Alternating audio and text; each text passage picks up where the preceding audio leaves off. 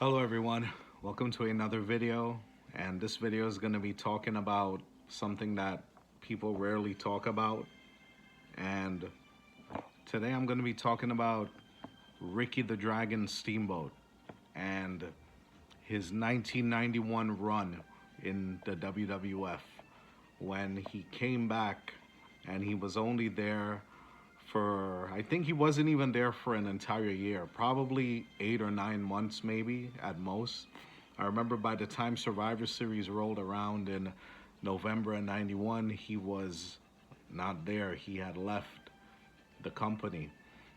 Now, going back in time, Ricky Steamboat had came back to the WWF sometime around, I think it was right before WrestleMania 7 in 91.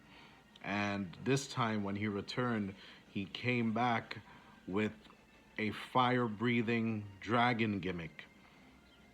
With that being said, that means he had on like this outfit where he has like a dragon cape and a dragon bodysuit, and you see like the back of the dragon, how they have like something like wings. I don't know exactly what it's called, but it's like a costume with, designs like this going all the way down to the back. And he had on some headgear that resembled somewhat of a dragon as well. And to make the gimmick even more outlandish and more crazy, they had Steamboat go somewhere, I think with Pat Patterson, so he can learn the art of spitting the fire out of the mouth. And Ricky, I think, as he told it before in the past, said he almost burned himself when he tried to blow the fire out of his mouth. But, he eventually tried and he mastered the art of it, and it wasn't as difficult as he thought it was. If I remember correctly, that is. So we had the fire-breathing Ricky the Dragon Steamboat.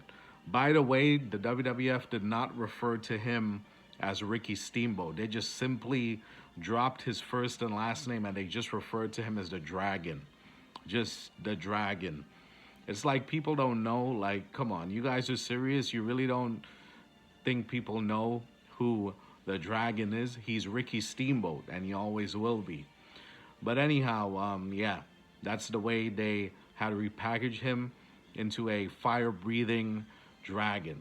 But every time Steamboat came out on WWF TV at that point in his career in 91, and he would climb those ropes and he would just blow out that fire, the arena would go dark, completely dark, and then he would just light up the room with blowing the fire out of his mouth.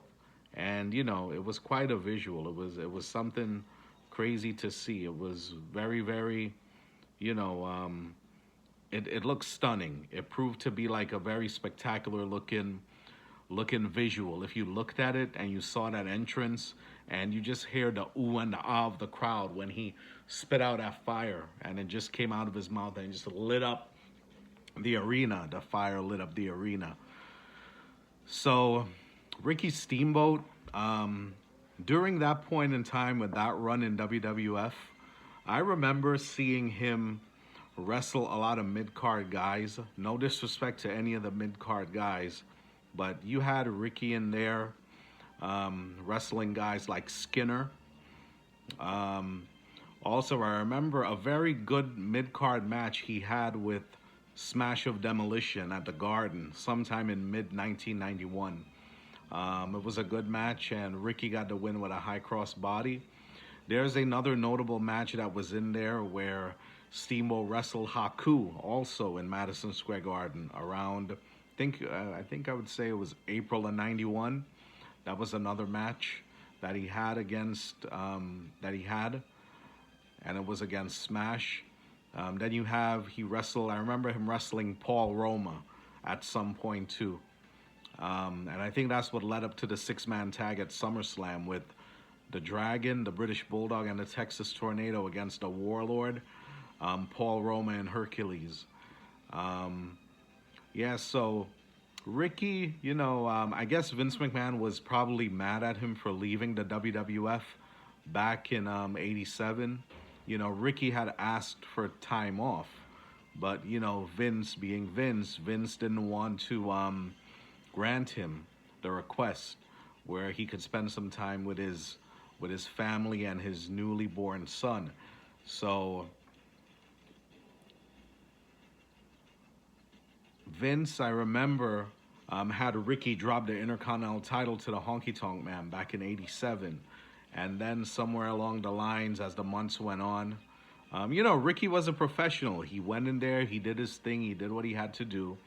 But then at some point, I think when he asked for some additional time off, this is after his wife and his son was born, and then his wife was a parent, and he was a parent, and he just wanted to spend more time with his family.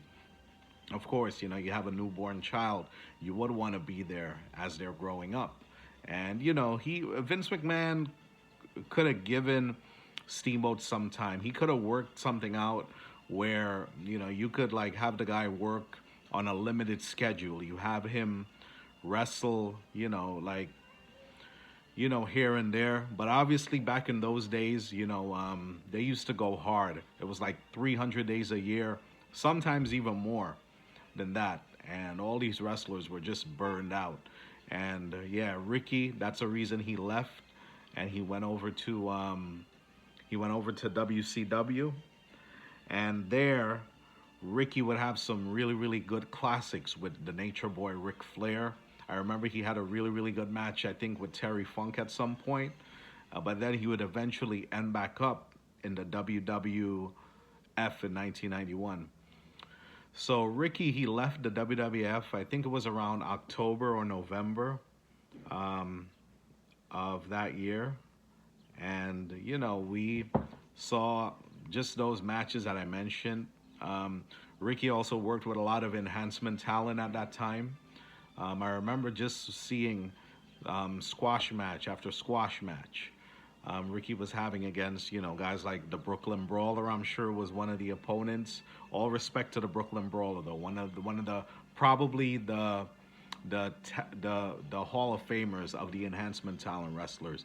Big ups to the Brooklyn Brawler. Doesn't get enough credit, as far as I'm concerned, for putting people over and breaking in new guys here and there over the years. Yeah, but Ricky, those matches were just meaningless. He could have been booked better in 1991. There was so many potential matches we could have seen Ricky Steamboat, the Dragon, have in that year, 1991, when he was there in WWE, in WWF at the time. We could have seen Ricky Steamboat against Bret Hart in an Intercontinental Championship program, which would have been the perfect time and the perfect place, because we knew Bret Hart. We all know Bret Hart defeated Mr. Perfect at SummerSlam that year to win the Intercontinental Championship. And could you imagine looking forward down the road, Bret versus Ricky for the Intercontinental Championship could very well top Ricky Steamboat and Randy Savage at WrestleMania 3. There was one other match that Ricky Steamboat and Bret Hart had back in 1986 when Bret Hart was a newcomer to the WWF. And that match, it was pretty good. It was pretty good. They wrestled in the Boston Garden.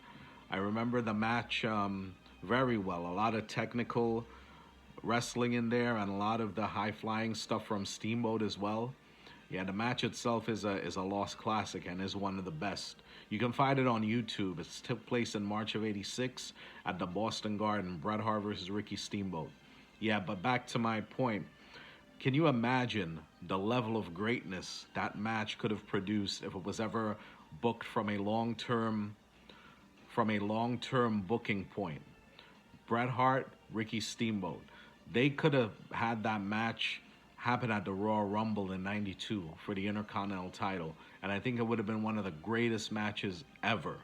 Because, we all know over the years that story has been told. Vince McMahon has a habit of doing these long-term bookings from months and months, at least 6 or 7 or 8 months. Storylines are booked in advance. So that Bret Hart versus Ricky Steamboat in Late 1991 going into 1992 would have been something of classic. Other matches we never got to see. We never got to see Ricky Steamboat versus Mr. Perfect, Kurt Hennig. Could have been another classic that took place in the year 1991 as well. Ricky Steamboat versus Ted DiBiase. That's another match that would have blown the roof off of the place. I think it did happen, probably at one house show at some point, but I don't think there were any cameras like working, like there weren't any cameras rolling, so I don't think it was ever captured on video. So it's a shame. That would have been a sight to see. Also, imagine this. Imagine Ricky Steamboat versus Ric Flair in the WWF. My gosh, that would have been something amazing, amazing if it ever happened. That match never ever took place in the WWF. Ric Flair arrived in the WWF in August of 1991. And Ricky, I remember he was on the SummerSlam 91 card, like I just mentioned. So can you imagine if they did a twist where we have Ric Flair wins the Royal Rumble, and then going into WrestleMania 8, instead of that great match we got between the Macho Man and Ric Flair at WrestleMania 8, imagine if WrestleMania 8 featured Steamboat versus Flair for the title. That would have been one historic battle. And we were robbed of Steamboat and Flair. Steamboat versus Flair in the WWF. That could have been probably the icing on the cake for Flair Steamboat matches at the time. Well, not exactly the icing on the cake, because we know prior to that they had some really good matches in WCW. But one of the best would have been a legendary rivalry to happen at WrestleMania 8, and they could have made this as personal as possible. Yeah, it just would have been something to see. By the way, I'm not hating on Randy Savage versus Ric Flair WrestleMania 8. I absolutely love that match. I love the build to it. I love everything they did leading up to that match. But yeah, it's a shame that Ricky, he wasn't booked better in the WWF back then. And let's just say if Ricky had stayed, eventually Ricky and Randy could have even crossed paths again. You never know. The wrestling world is a small world. You never know what could happen. But eventually, in the fall of 91, Ricky, he left the WWF and he went back to WCW. There in WCW, he would have some of the most tremendous matches you've ever seen. We've seen Ricky Steamboat against Rick Rude in 1992 a couple of times in WCW. We've seen Ricky Steamboat versus Vader. Ricky Steamboat versus Ric Flair once again. Ricky Steamboat versus stunning Steve Austin. Yeah, so even after the last WWF run in 1991, Ricky went on to WCW, and he had some hell of a competitive matches against other superstars. And Steve Austin even said that Ricky Steamboat was one of his favorite guys to get into the ring with, and he learned so much from him. Even looking back to the year 2009 when Ricky retired in 1994 due to injury, and many years later in the year 2009 came back, and he had that 3-on-1 handicap match with Jimmy Snuka and Roddy Piper as his partners against Chris Jericho. And in the end, Ricky stole it, man. He stole it. Besides Undertaker and Shawn Michaels at WrestleMania, the second place prize goes to Ricky Steamboat and Chris Jericho at the end of that match. And then a month later at Backlash, Ricky Steamboat wrestled Chris Jericho in what was a hell of a match, and Ricky proved to the world that he still has what it takes, and he still has the passion, he still has the fire to go in there and perform at 100% level. One of the best to ever do it, and one of the best and the greatest of all time, Ricky the Dragon Steamboat. And now, yeah, he's in the Hall of Fame.